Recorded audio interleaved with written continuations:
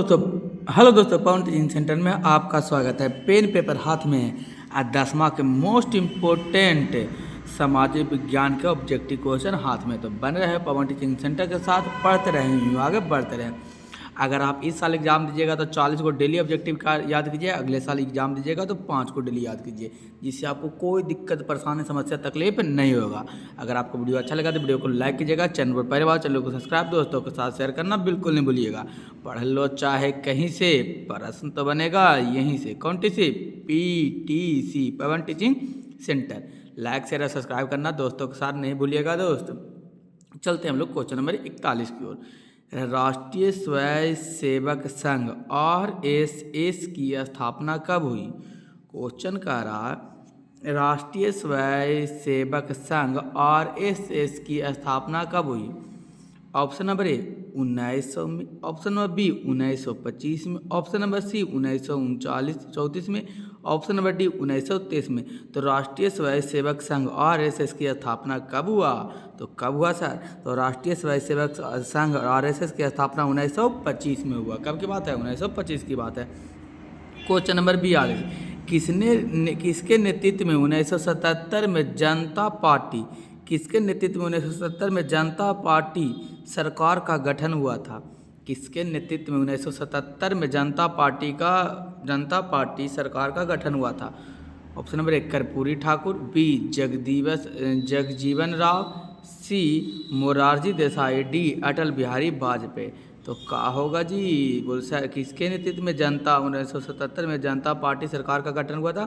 मोरारजी देसाई के नेतृत्व में हुआ था। प्रश्न संख्या 42 का क्या हो जाएगा? सी हो जाएगा। क्वेश्चन पूछ देगा जनता पार्टी का गठन कब हुआ, ऐसे भी पूछ सकता है। तो 1977 में। क्वेश्चन कैसे पूछेगा? मोरारजी देसाई के नेतृत्व में जनता पार्टी सरकार का गठन किस वर्ष किया गया? तो 1977 में किया गया। क्वेश्चन ऐसे भी पूछ सकता, 1977 में मोरारजी देसाई ने कौन सा पार्टी का गठन किया था? तो जनता पार्टी का गठन किया था। तो प्रश्न किसी भी तरीका से बन सकते हैं, तो आप घबराइए नहीं। इस चैनल पर आए हैं तो टेंशन फ्री रहिए। क्वेश्चन नंबर 43 करा, 17वीं लोकसभा का चुनाव किस वर्ष हुआ? क्वेश्चन नंबर 43, 17वीं लोकसभा का चुनाव किस वर्ष हुआ? ऑप्शन नंबर ए 2019 में, बी 2024 में, सी 2014 में, डी 2010 में। तो 17वीं लोकसभा का चुनाव किस वर्ष हुआ? तो किस वर्ष हुआ 17वीं लोकसभा का चुनाव जी? तो बोल सर 17वीं लोकसभा का चुनाव 1919 में हुआ था। तो 1924 में हुआ, 18वीं लोकसभा का चुनाव हुआ। क्वेश्चन नंबर का रहा कितना? 44, गोलघर का निर्माण कब हुआ? लीजिए, क्वेश्चन कई बार आए हुए हैं। गोलघर का निर्माण कब हुआ? Option number A 1976, option number B 1786, option number C 1776, option number D 1976। तो गोलघर का निर्माण कब हुआ? जल्दी नीचे कमेंट बॉक्स में लिख के मैं बताइए। तो सर गोलघर का निर्माण 1786 ईस्वी में हुआ। तो प्रश्न संख्या 44 का आंसर क्या हो जाएगा? बी हो जाएगा। प्रश्न संख्या 45, भारतीय संविधान की 18वीं अनुसूची में, भारतीय संविधान की 18वीं अनुसूची में कितनी भाषाएं का स्थान दिया गया? भारतीय संविधान के 18वीं अनुसूची में कितनी भाषाओं का स्थान दिया गया? Option number A 18, B 14, C 22, D 20। तो भारतीय संविधान के 18वीं अनुसूची में कितनी भाषाओं का स्थान दिया गया है?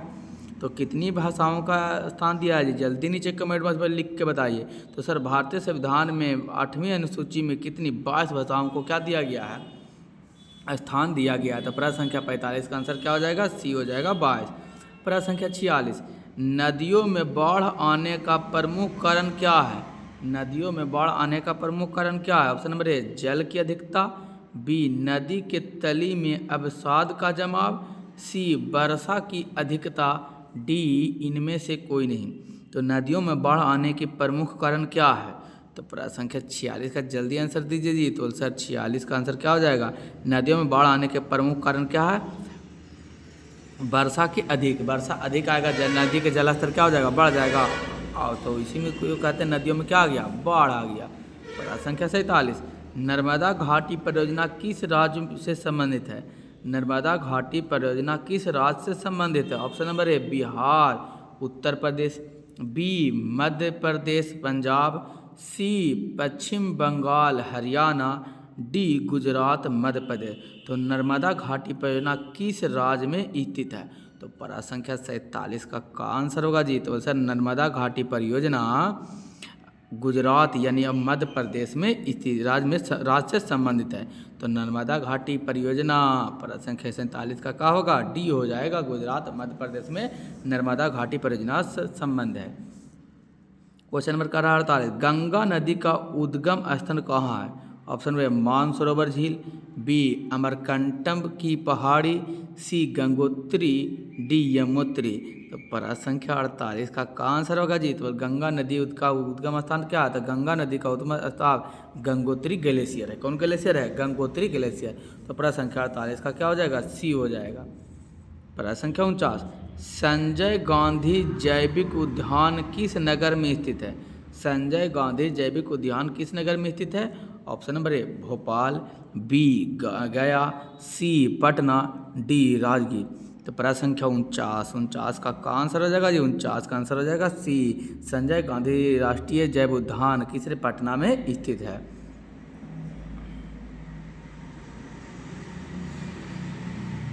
प्रश्न संख्या 50, पीतल बनाया जाता है किससे? पीतल बनाया जाता है किससे? ऑप्शन नंबर ए कांसा और टीन से, बी तांबा और सीसा से, सी जस्ता और टीन से, डी तांबा और जस्ता से। तो कह रहा है पीतल बनाया जाता है किससे? पीतल बनाया जाता है। कह रहा पीतल बनाया जाता है किससे बनाया जाता है?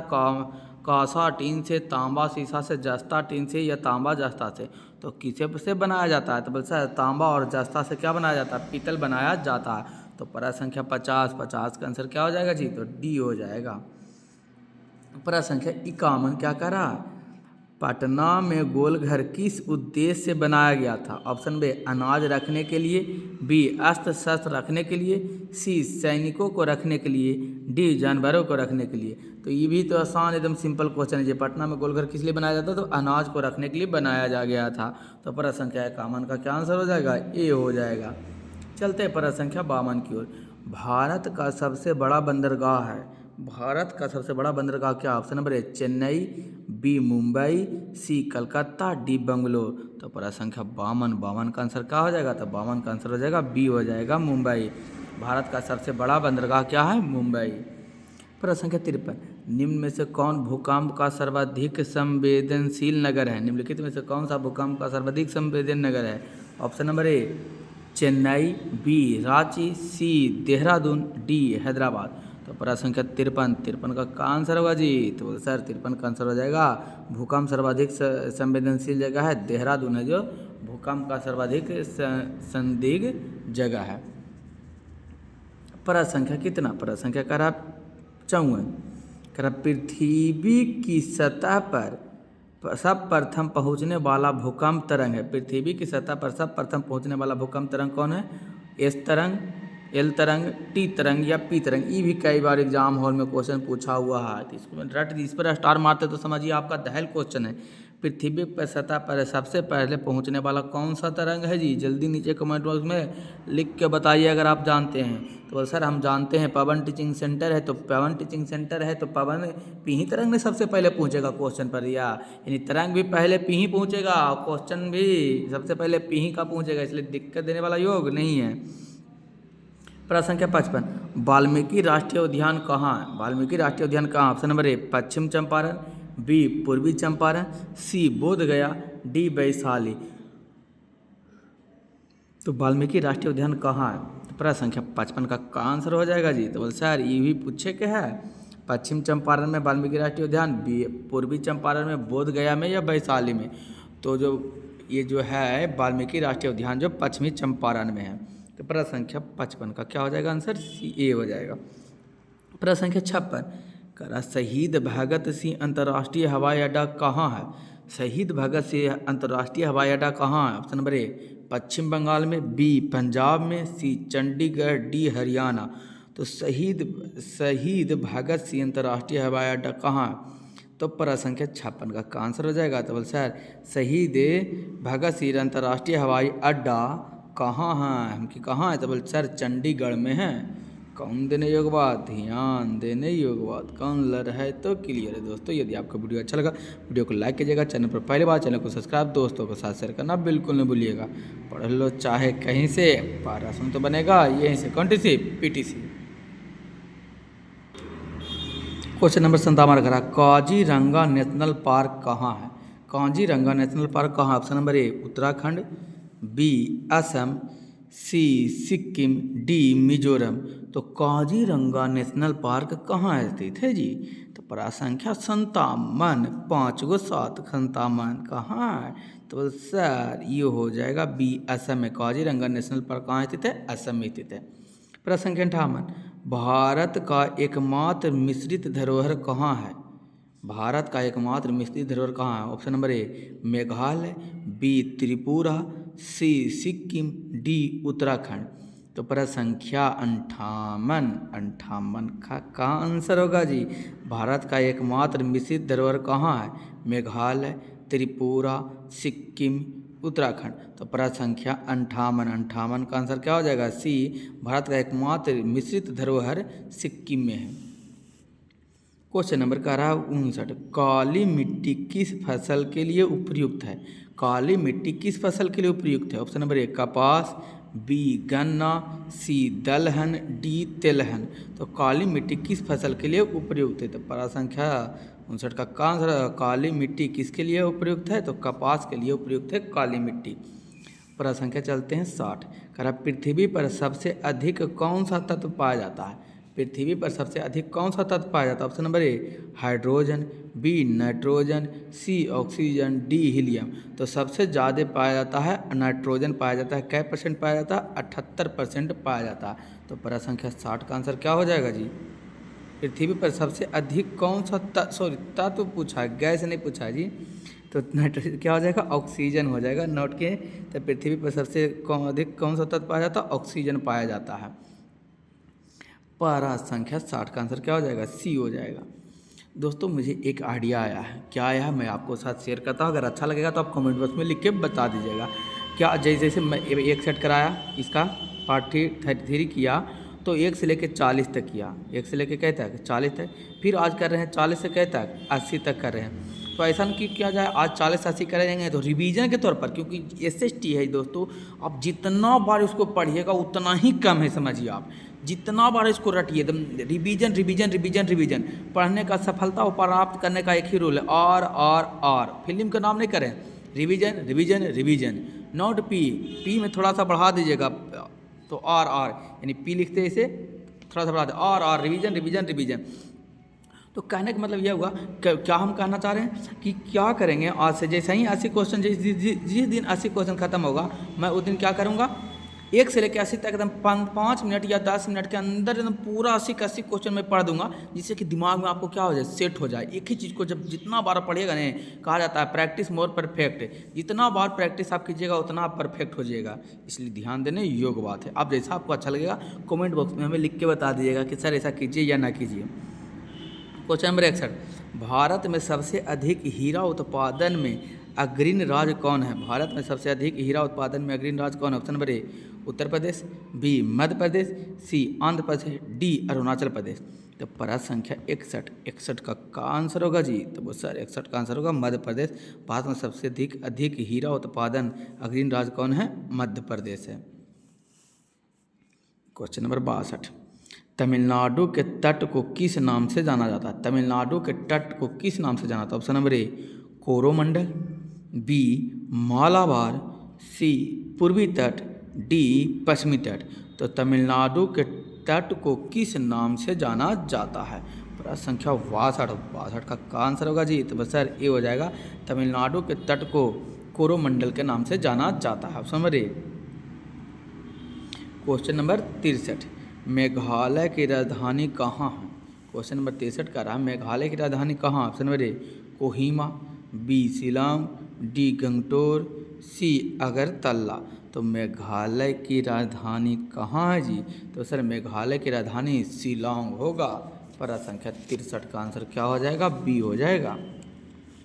प्रश्न संख्या 64 किस खनिज को जैक ऑफ ऑल ट्रेड्स कहा जाता है? किस खनिज को जैक ऑफ ऑल ट्रेड कहा जाता है? ऑप्शन नंबर ए बॉक्साइड को, बी लौह अयस्क को, सी मैग्नीज को, डी अभ्रक को।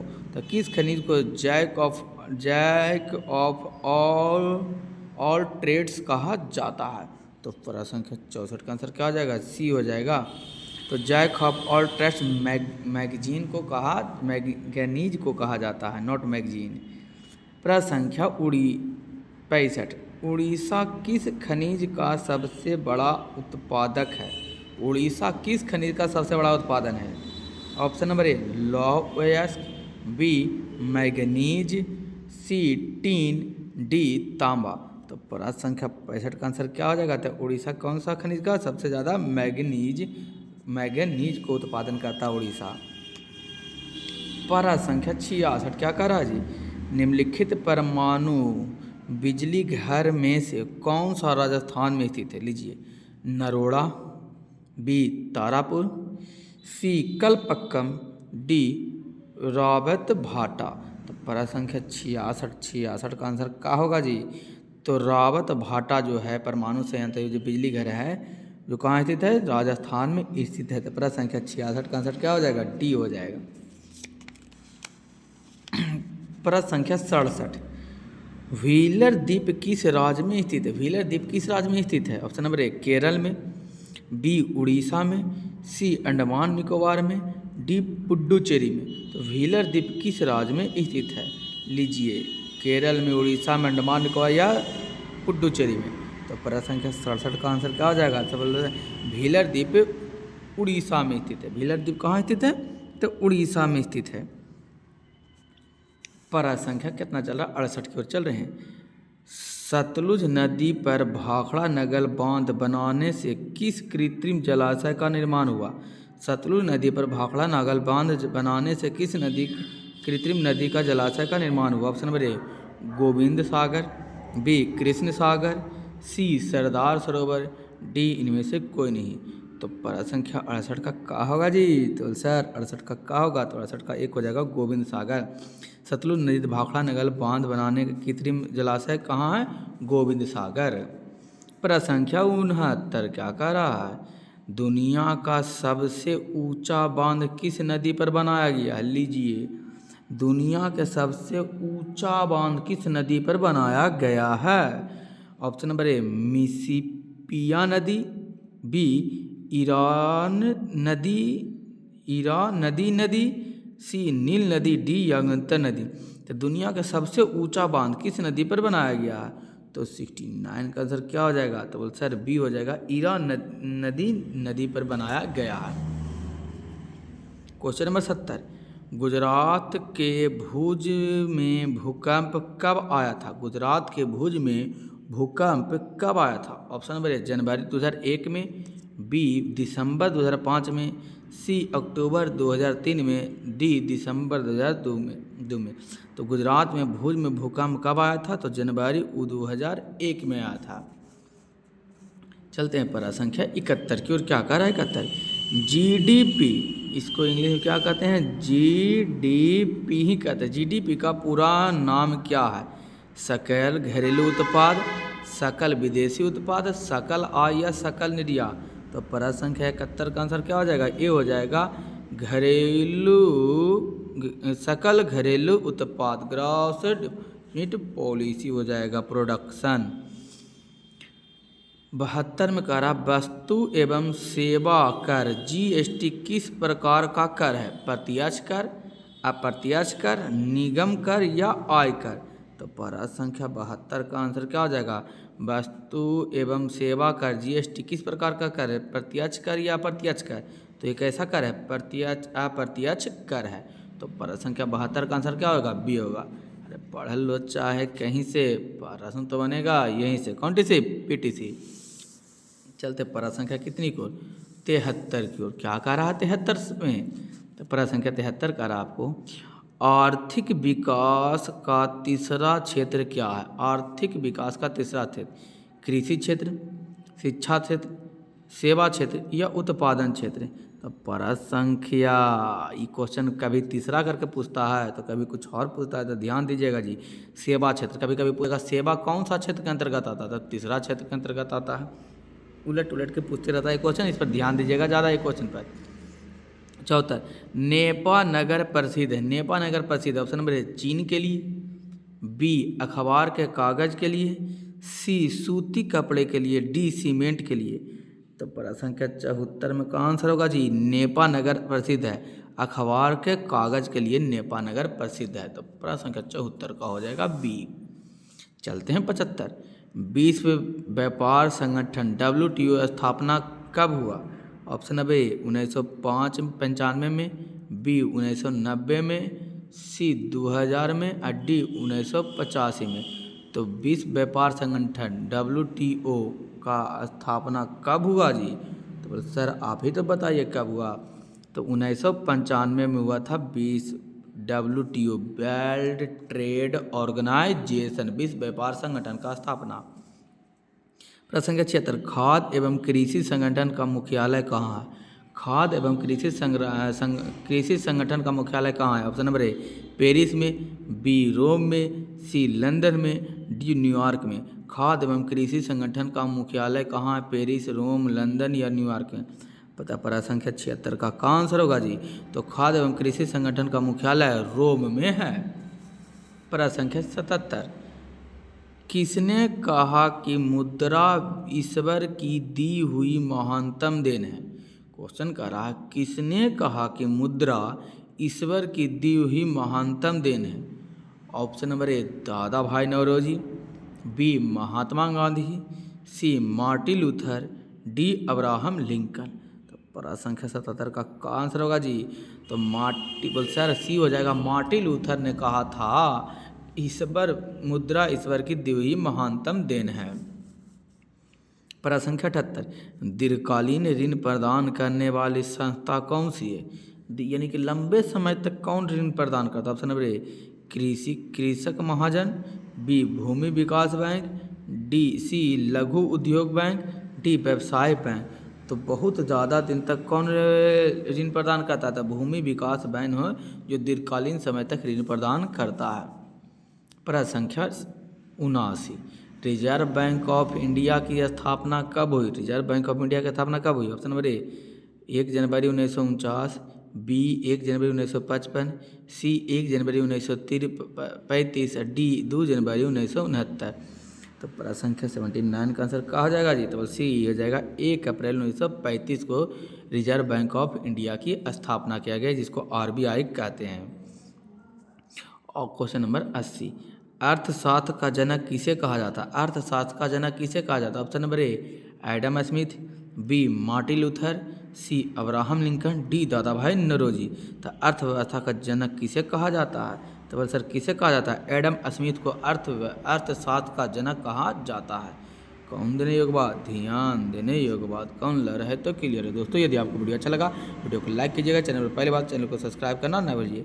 अभी जाए की ज़रूरत नहीं है, क्या मैंने आपको बोला था? अभी 80 क्वेश्चन हो गया, अब 5 मिनट के अंदर ही पूरा 80 के 80 क्वेश्चन 5 मिनट के अंदर पूरा हम लोग क्या कर लेते हैं, तुरंत रिविजन कर लेते हैं। तो दोस्तों मैं बार बार कर रहा हूँ, यदि आपको अच्छा लगेगा तो लाइक और शेयर दोस्तों के साथ सब्सक्राइब करना बिल्कुल नहीं भूलवाइएगा आप। चलिए पहला क्वेश्चन, रक्त एवं लौह की नीति का अवलंबन किसने किया? बिस्मार्क ने किया। 1848 की फ्रांसीसी क्रांति का युग का अंत कर दिया पुरातन युग ने। 1917 की पहली रूसी क्रांति की किस नाम से जाना जाता है? तो फरवरी के क्रांति के नाम से जाना जाता है। चेका क्या था? तो चेका पुलिस दास्ता था। 5 में इंग्लैंड के समाजवाद का जनक किसे कहा जाता है? रॉबर्ट ओवन को कहा जाता है। मेटरनिक ऑस्ट्रिया का क्या था? तो मेटरनिक ऑस्ट्रिया का चांसलर था। 7 में कह रहा है किस युद्ध के बाद जर्मनी का एकीकरण पूरा हुआ? तो सेडाउन का युद्ध के बाद। रूस के कृषि दास प्रथा का अंत कब हुआ? 1861 में। The history of loss of Vietnam किसने लिखा? फान बोइचाओ ने। हुआ हो आंदोलन कब हुआ? हुयुन के नेता थे हुयुन फू सो। सविनय अवज्ञा आंदोलन कब और किस यात्रा से शुरू हुआ? 1930 दांडी यात्रा के शुरू हुआ। दोस्तों इसी तरह का स्पीड में एकदम रिवीजन, मतलब वो रिवीजन 5 मिनट में पूरा खत्म। ऐसे क्वेश्चन। रंपा विद्रोह कब हुआ? 1918 में। साइमन कमीशन का अध्यक्ष कौन थे? Sir John Simon. भारत में खिलाफत आंदोलन का नेता कौन था? अली बद्दू। गदर पार्टी की स्थापना कहाँ गया था? सैन फ्रांसिस्को को। उड़ीसा में 1914 में कौन सा विद्रोह हुआ? खोर विद्रोह। हिंदू महासभा की स्थापना किसने की? पंडित महादेव मालिक ने। इंग्लैंड में औद्योगिक क्रांति किस उद्योग में आरंभ हुआ था? तो वस्त्र उद्योग में। इंग्लैंड में सभी स्त्री एवं पुरुषों के वयस्क मताधिकार कब दिया गया? 1918 में। न्यूनतम मजदूरी कानून लागू हुआ? 1948 में लागू हुआ। गार्डन सिटी का अवधारणा किसके विकसित किया था? तो एविजेंट हार्वर्ड ने विकसित किया था। सैमनता आंदोलन किस महानगर से चलाया गया था? तो लंदन में। गिरमिटिया मजदूर बिहार के किस क्षेत्र में पाया जाता था? पश्चिमी क्षेत्र में। वेस्टर्न वुड सम्मेलन किस वर्ष हुआ? तो 1944 में। कागज का आविष्कार किस देश ने किया? तो चीन ने किया। मैंने क्या करा, एकदम 5 मिनट में पूरा का पूरा आपका क्या हो जाएगा, खत्म हो जाएगा। एकदम रिवीजन रिवीजन रिवीजन। प्रश्न संख्या 26, संविधान का धारा 21 संबंध है जीवन जीने की स्वतंत्रता से। दल बदल कानून निम्नलिखित में से किस पर लागू किया गया था? संसद और विधायक पर लागू किया था। किसने कहा कि बिहार के विकास के बिना भारत का विकास संभव नहीं है? डॉक्टर एपीजे अब्दुल कलाम ने कहा। वर्तमान में नेपाल की शासन प्रणाली क्या है? लोकतंत्र है। यहाँ पूछे थे मैंने कि नेपाल का प्रधानमंत्री कौन है? तो केपी ओली सर हैं, केपी ओली। भारतीय संविधान के अनुच्छेद 19 के देश में सभी नागरिकों का मूल अधिकार है। कौन है? स्वतंत्रता का अधिकार मूल अधिकार के अंतर्गत आता है। 19 आर्टिकल 19 से स्वतंत्रता का अधिकार, समानता का अधिकार आर्टिकल अनुच्छेद 15 में है। संविधान उपचार का अधिकार आर्टिकल अनुच्छेद 32 में। अवसर की समानता अनुच्छेद 16 के अंतर्गत आता है। प्रश्न संख्या 31, योजना आयोग को भंग कर कौन सा आयोग बना है? नीति आयोग बना है। राष्ट्रीय विकास परिषद की स्थापना कब हुई? 1952 में हुआ। किस घटना के विरोध में महात्मा गांधी ने अपना केसरे हिंद की उपाधि त्याग दी? तो जलियांवाला बाग हत्याकांड के बाद। भारत छोड़ो आंदोलन का प्रसिद्ध नारा क्या था? करो या मरो। किसने बोला करो या मरो? महात्मा गांधी ने बोला। जलियांवाला बाग हत्याकांड के जांच के लिए सरकार ने समिति का गठन किया था, हंटर कमेटी। अब भारत के पूछता कौन किया? तो तहकीकात समिति किया गया था, गांधी जी जो अध्यक्ष गांधी जी उसके थे। प्रश्न संख्या 36, तिनकटिया प्रणाली किन पर लागू होता है? किसानों पर। चौरा चौरी कांड के बाद गांधी जी ने निम्नलिखित में से किस आंदोलन को बंद कर दिया था? असहयोग आंदोलन को बंद किया गया था। स्टार्ट हुआ था 1920 में हुआ था। झारखंड राज्य का गठन कब हुआ? तो 15 नवंबर 2000 में हुआ। भारतीय जनता पार्टी का चुनाव चिन्ह क्या है? कमल और फूल है, भारतीय राष्ट्रीय जनता का चुनाव चिन्ह है। 40 में क्या करा? गांधी जी साबरमती आश्रम की स्थापना किस वर्ष की है? 1916 में के। राष्ट्रीय स्वयं संघ आरएसएस की स्थापना कब हुआ? 1925 में हुआ। किसने के नेतृत्व में 1977 में जनता पार्टी के सरकार का गठन किया? मोरारजी देसाई के अंतर्गत किया गया। 17वीं लोकसभा के चुनाव कब हुआ? 2019 में हुआ। 2024 में किसका हुआ? 18वीं लोकसभा के चुनाव। गोलघर का निर्माण कब हुआ? 1786 में हुआ था। किस लिए हुआ था? तो अनाज रखने के लिए हुआ था। भारतीय संविधान के 18वीं अनुसूची में कितना भाषाओं का स्थान दिया गया है? 22 भाषाओं को। नदियों में बाढ़ आने का प्रमुख कारण क्या है? वर्षा जल की अधिकता। नर्मदा घाटी परियोजना किस सागर में से संबंधित है? तो गुजरात और मध्य प्रदेश से। गंगा नदी का उद्गम स्थान कौन है? तो गंगोत्री है। संजय गांधी जैविक उद्यान किस नगर में है? तो पटना में है। पीतल बनाया जाता है तो तांबा और जस्ता से पीतल बनाया जाता है। पटना के गोलघर किस उद्देश्य से बनाया जाता है? तो अनाज रखने के उद्देश्य से क्या किया गया था? बनाया गया था। भारत सबसे बड़ा बंदरगाह है मुंबई। भारत का सबसे बड़ा बंदरगाह मुंबई है। निम्नलिखित में कौन सा भूकंप का सर्वाधिक संवेदनशील नगर है? देहरादून। पृथ्वी के सतह पर सर्वप्रथम पहुंचने वाला भूकंप तरंग कौन है? पवन सर यानी कि पी तरंग। वाल्मीकि राष्ट्रीय उद्यान कहाँ है? पश्चिमी चंपारण में है। शहीद भगत सिंह अंतर्राष्ट्रीय हवाई अड्डा कहाँ है? तो चंडीगढ़ में। काजीरंगा नेशनल पार्क कहाँ है? तो असम में। भारत का एकमात्र मिश्रित धरोहर कहाँ स्थित है? सिक्किम में स्थित है। काली मिट्टी किस फसल से के लिए उपयुक्त है? तो कपास के लिए उपयुक्त है। पृथ्वी पर सबसे अधिक कौन सा तत्व पाया जाता है? ऑक्सीजन पाया जाता है। भारत में सबसे अधिक गैस पूछ जाता तो नाइट्रोजन हो जाता। तत्व पूछा सॉरी भारत में सबसे सर्वाधिक हीरा उत्पादन अग्रणी राज्य कौन सा है? मध्य प्रदेश। तमिलनाडु के तट को किस नाम से जाना जाता है? कोरोमंडल के नाम से। मेघालय की राजधानी कहाँ स्थित है? तो शिलोंग में स्थित है।